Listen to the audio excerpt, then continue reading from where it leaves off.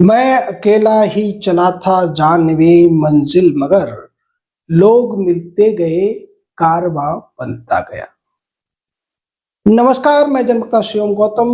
Madras high court की Madurai bench के जो जस्टिस जी.आर. स्वामीनाथन है, उनके खिलाफ विपक्षी पार्टियों ने निर्लज्जता पूर्वक जिस तरीके से महाभियोग का प्रस्ताव लाने की कोशिश की है, उसके खिलाफ अब मदुरई बेंच के 500 से ज्यादा सीनियर और दूसरे वकीलों ने एक पत्र लिखा है संसद के जो लोकसभा के स्पीकर हैं उनको, और इस कृत्य को बड़ा ही शर्मनाक और निर्लज्जता पूर्व बताया है।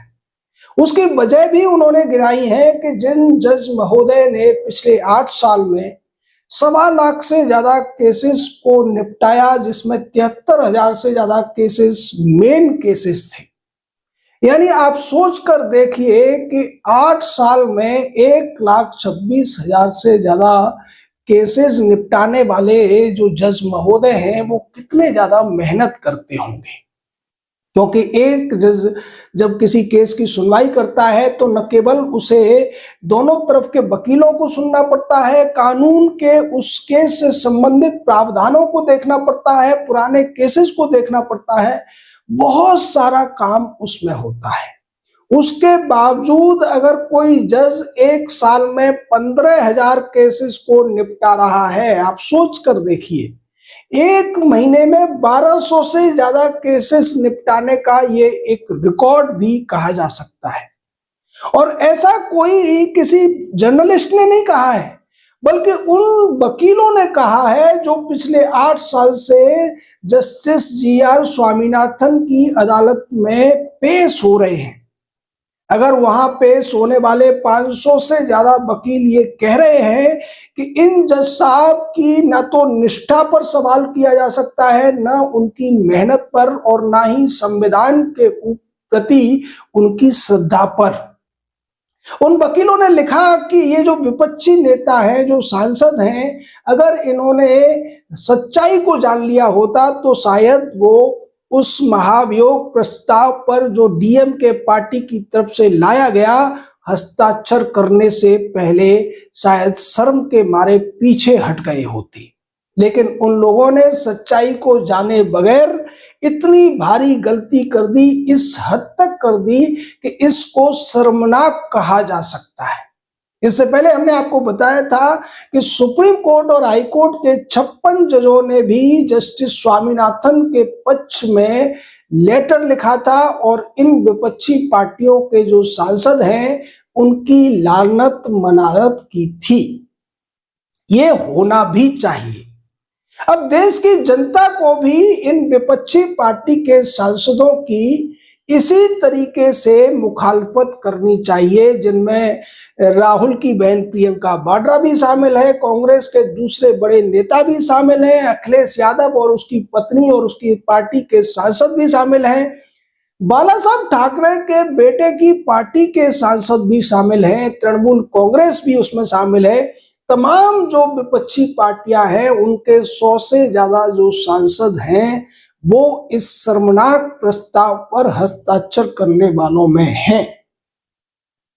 आप सोचिए कि जिस देश में केसों की जो पेंडेंसी है वो 5.5 करोड़ को पार कर गई है, हाई कोर्ट में 60 लाख से ज्यादा केसेस पेंडिंग हैं, और उसी देश में एक ऐसा जज है जो हर साल 15,000 से ज्यादा केसों को न केवल सुनवाई कर रहा है बल्कि उनका निपटारा भी कर रहा है। आप सोच कर देखिए कि अगर हमारे देश में जस्टिस स्वामीनाथन जैसे 100 जज भी हो जाएं तो कितने केसेस का निपटारा हो सकता है 1 साल में।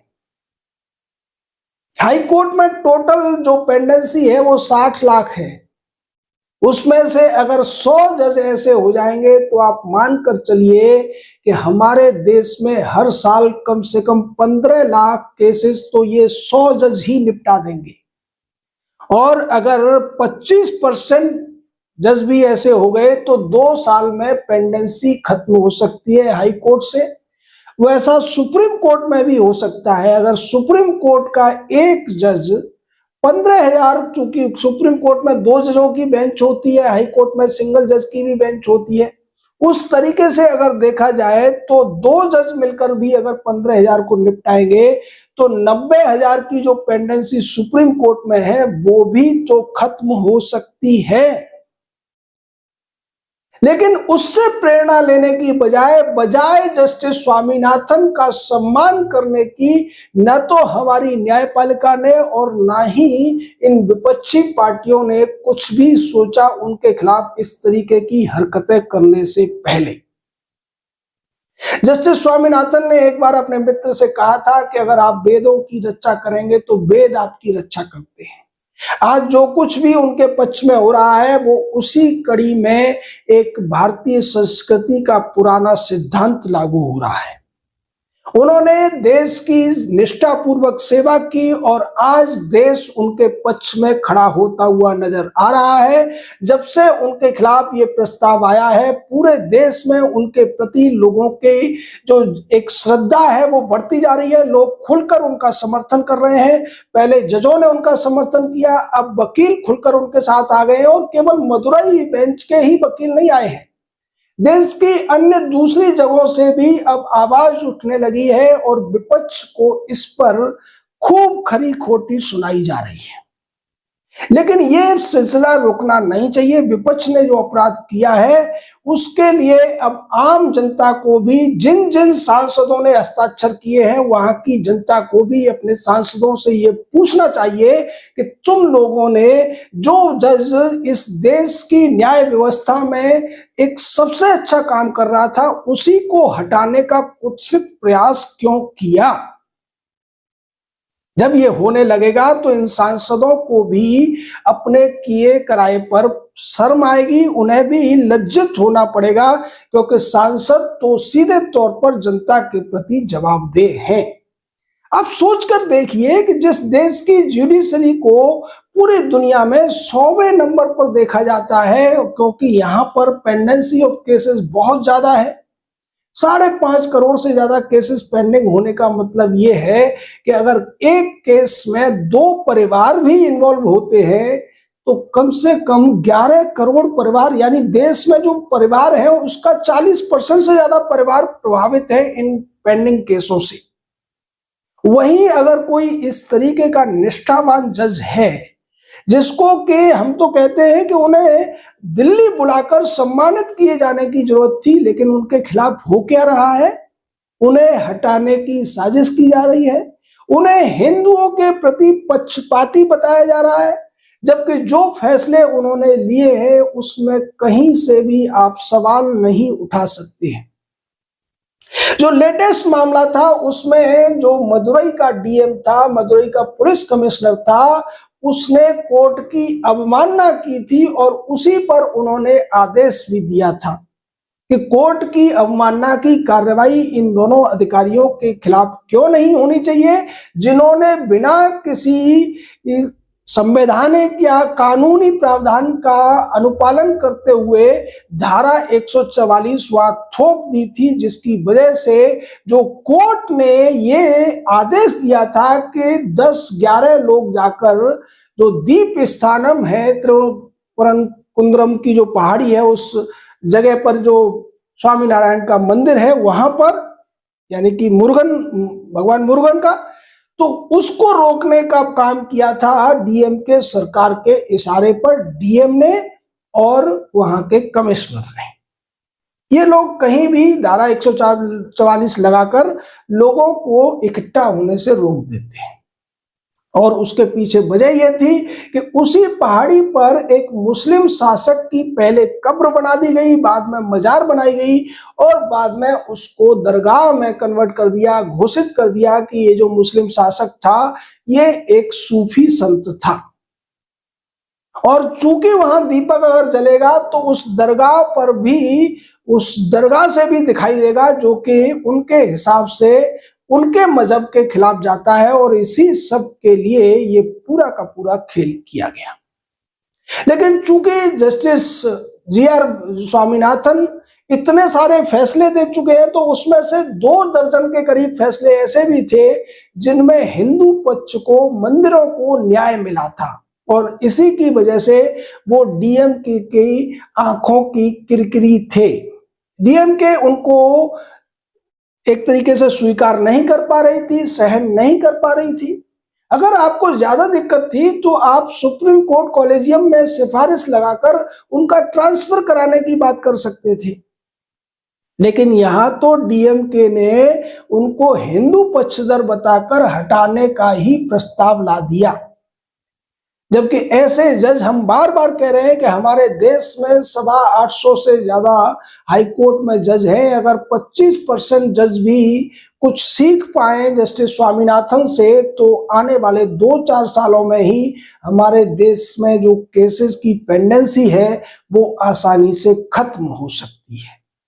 अगर डिस्ट्रिक्ट कोर्ट के जज भी, लोअर कोर्ट के जज भी उनसे कुछ सीखने लगे, उन्हें अपना रोल मॉडल मान लें, सुप्रीम कोर्ट के जज भी अगर उन्हें रोल मॉडल मान लें, तो फिर आज जो हम बात करते हैं कि 5.5 करोड़ केस पेंडिंग है, जिनमें 60 लाख से ज्यादा हाई कोर्ट में है, 90,000 से ज्यादा सुप्रीम कोर्ट में है, आने वाले 5 सालों में वो सभी केसेस की पेंडेंसी लगभग खत्म हो सकती है। लेकिन हमारे देश में अच्छे काम करने वालों का न तो संरक्षण किया जाता है, बल्कि उल्टे उन्हें ही फंसाने की कोशिश की जाती है, उन पर तमाम आरोप लगाने की कोशिश की जाती है। और डीएमके पार्टी जिस तरीके से तमिलनाडु में जस्टिस स्वामीनाथन को बदनाम करने की कोशिश कर रही है, उसके खिलाफ भी अब एक याचिका डाली गई है हाई कोर्ट में। सोचिए ये जो राजनीति है ये किस स्तर पर काम कर रही है। इनका सिर्फ और सिर्फ एक मकसद होता है, किसी भी तरीके से सत्ता प्राप्त करना, और अगर वो सत्ता में है तो उसको बरकरार रखना। डीएमके चाहती है कि हिंदुओं को टारगेट करके वहां जो तुष्टीकरण की राजनीति है उसका सहारा लेकर दोबारा से सत्ता में आया जाए। और इसी वजह से पिछले कई सालों से डीएमके के जो नेता हैं वो सनातन को मिटाने की बात करते हैं, सनातन को डेंगू और कोरोना का वायरस बताते हैं। और अगर कोई जज सनातन के पक्ष में न्याय कर रहा होता है तो उसी को हटाने की साजिश भी वो लोग कर देते हैं। और इस साजिश में राहुल गांधी, सोनिया गांधी की पार्टी भी शामिल है, बाला साहब ठाकरे के बेटे की पार्टी शामिल है, मुलायम सिंह के बेटे की पार्टी शामिल है। उस पर कोई आश्चर्य नहीं कर सकता, क्योंकि चाहे मुलायम सिंह हो, लालू यादव हो, ये तो दोनों ही घोषित तौर पर तुष्टीकरण की राजनीति के लिए ही जाने जाते हैं। तमाम दूसरी पार्टियां भी शामिल हैं जो इस तुष्टीकरण के घिनौने खेल को निर्लज्जता पूर्वक करने का काम कर रहे हैं। अब जिस तरीके से लोगों में जागरूकता आ रही है, पहले जजों ने समर्थन किया, वकीलों ने समर्थन कर दिया, अब अगर जनता भी खुलकर उनके पक्ष में खड़ी हो जाएगी तो इन कुत्सित कर्म करने वाले, दुष्प्रवृत्तियों से ग्रसित राजनीतिक दलों को भी एक बड़ा गहरा आघात लगेगा, जो लगना जरूरी है। क्योंकि अगर आप जुडिशरी को सुधारना चाहते हैं तो सबसे पहले उन जजों के समर्थन में आपको खड़ा होना पड़ेगा जो निष्ठापूर्वक न्याय के लिए काम कर रहे हैं, देश की जनता को न्याय देने का काम कर रहे हैं। और उनके पक्ष में जब जनता खड़ी होने लगेगी तो जो बेईमान प्रवृत्ति के वकील हैं, जो जज हैं, जो काम नहीं करते हैं, यशवंत वर्मा टाइप के जो जज हैं, उनको भी बाहर का रास्ता दिखाने में मदद मिल पाएगी। इस पूरे मामले पर आपका क्या कहना है, अपनी राय दीजिए और जस्टिस स्वामीनाथन का समर्थन करिए, क्योंकि वो वास्तव में एक न्यायाधीश और न्यायमूर्ति के तौर पर ही काम कर रहे हैं। वैसे तो हाईकोर्ट के सभी जजों को न्यायमूर्ति कह दिया जाता है, लेकिन वो ज्यादातर उनमें से अन्यायमूर्ति ही साबित होते हैं, यशवंत वर्मा की तरह से। लेकिन जब कोई जज इस तरीके से काम करता है तो हमें भी ऐसे जज को न्यायमूर्ति कहने में कोई संकोच नहीं होता है। हमारे साथ जुड़े रहिए, अपनी राय दीजिए। जय हिंद, जय भारत।